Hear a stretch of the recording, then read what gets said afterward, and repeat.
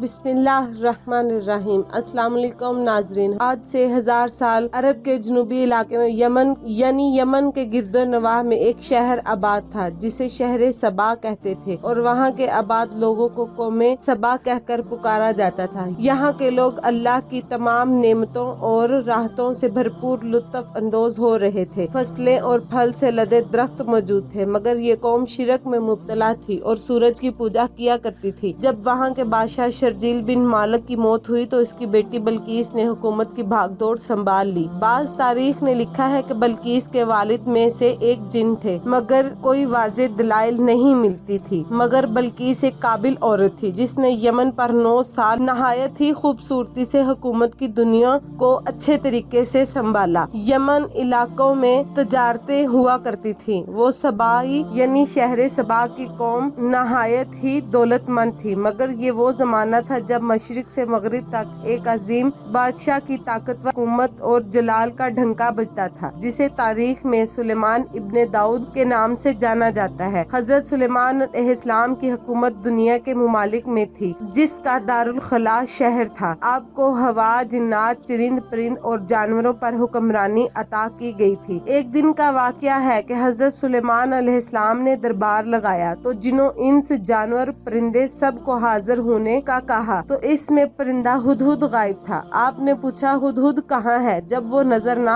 आया सुलेमान अलैहिस्सलाम ने फरमाया, अगर वो अपनी गैर हाजिरी की कोई मुनासिब वजह पेश ना कर सका तो इसे ज़िबा कर दिया जाएगा। अभी ये गुफ्तगू हो रही थी कि हुदहुद हाजिर हो गया। पूछा गया, तुम कहाँ थे? हुदहुद ने बड़े एहतराम से जवाब दिया, ए अल्लाह के पैगम्बर, मैं उड़ते उड़ते एक ऐसे मुल्क पहुँच गया था जहाँ लोग शिरक में मुब्तला देखने में मिले। वो आग और सूरज की पूजा किया करते हैं और उनकी एक रानी है जिसे वो बल्कीस के नाम से पुकारते हैं। वो एक बहुत बड़ा तख्त है जिसके ऊपर बैठकर हुकूमत करती है। इसके तख्त में कीमती हीरे, जोहरात, लाल जड़े हुए हैं। इसके पास तमाम शाही सामान भी मौजूद है। हजरत सुलेमान अलैहिस्सलाम ने कहा, अगर तुम्हारी बात सच है तो मेरा खत इस मलका तक पहुँचाओ ताकि वो शिरक से बाज आ जाए, और खत पहुँचाने के बाद वहाँ बैठ कर देखना उसका क्या रद्द अमल इख्तियार करती है और फिर आकर मुझे बता देना। हजरत सुलेमान अलैहिस्सलाम ने हुदहुद को रवाना किया। जो कुछ उस खत में लिखा था वो कुछ यूं था, शुरू अल्लाह के नाम से जो बड़ा मेहरबान और रहम फरमाने वाला है, ये इज्जत वाला है। खत सुलेमान इब्ने दाऊद की जानिब से मलका सबा बल्कीस की तरफ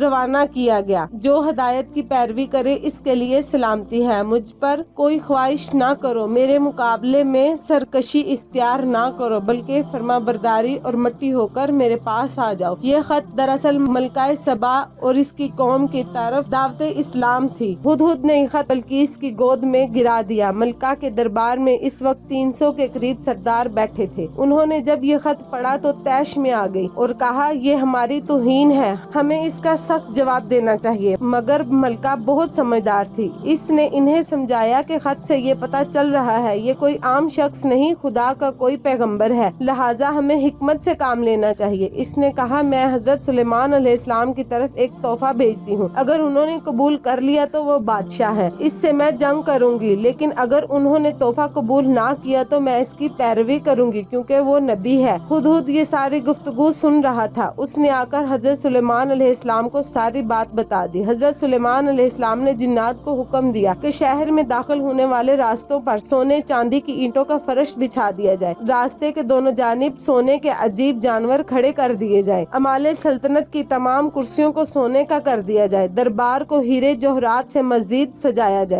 जाए। इधर बल्कीस ने हजरत सुलेमान अलैहिस्सलाम के लिए तोहफे रवाना किए, जिनमें सोने की ईंटें, जोहरात, गुलाम कनीज और मलका का एक खत भी था। जब ये तमाम तोइफ लेकर कासिद हजरत सुलेमान अलैहिस्सलाम के दरबार में पहुंचा तो उन्होंने ये सब देखा तो वो शर्मिंदा हुए। हजरत सुलेमान अलैहिस्सलाम ने मलका के कासिदों से कहा कि तुम लोग माल से मेरी मदद करना चाहते हो, मगर देख लो जो कुछ अल्लाह ने मुझे दे रखा है मैं इससे बहुत ज्यादा खुश हूँ। जो तुम्हें दिया है लिहाजा तुम्हारा तोहफा तुम्हें मुबारक हो। अब तुम अपने तोइफ के साथ वापस जाओ और अपनी मलका से कहना हमारा इंतजार करे, हम एक जबरदस्त लश्कर लेकर आएंगे। जब ये खबर मलका बल्कीस को पहुंची तो वो समझ गई कि वाकई ये अल्लाह का नबी है, लिहाजा इससे जंग की बजाय हजरत सुलेमान अलैहिस्सलाम के दरबार में हाजिर होकर अपनी अतायत का यकीन दिलाने का फैसला किया। हजरत सुलेमान अलैहिस्सलाम तक ये पैगाम पहुँचाओ तो आपने अपने दरबारियों से कहा, तुम में से कौन है जो इनकी मट्टी होकर आने से पहले मलका का तख्त मेरे। एक द्यू हाइकल जिन ने कहा,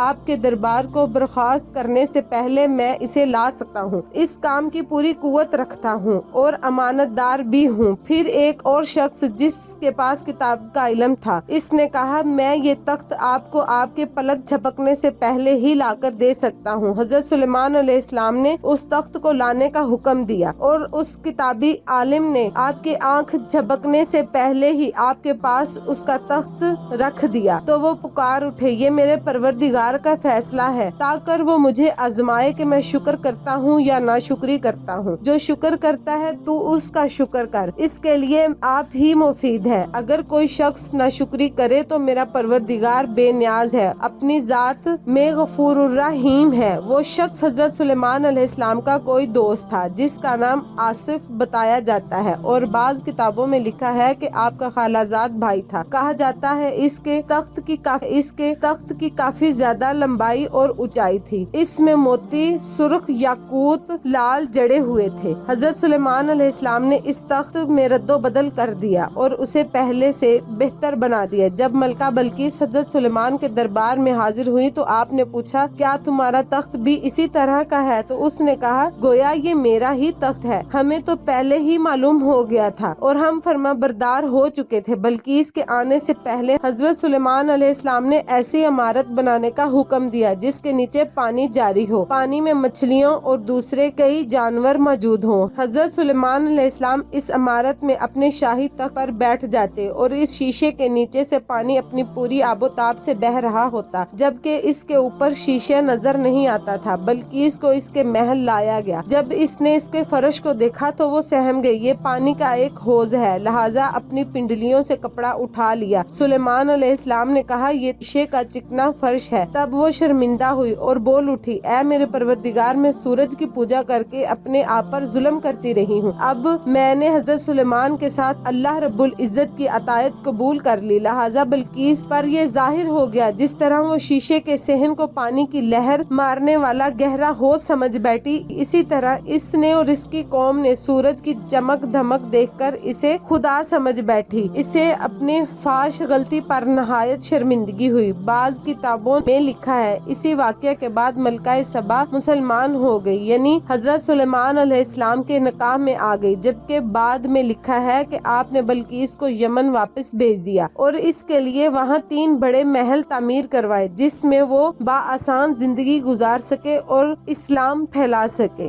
जज़ाकल्लाह।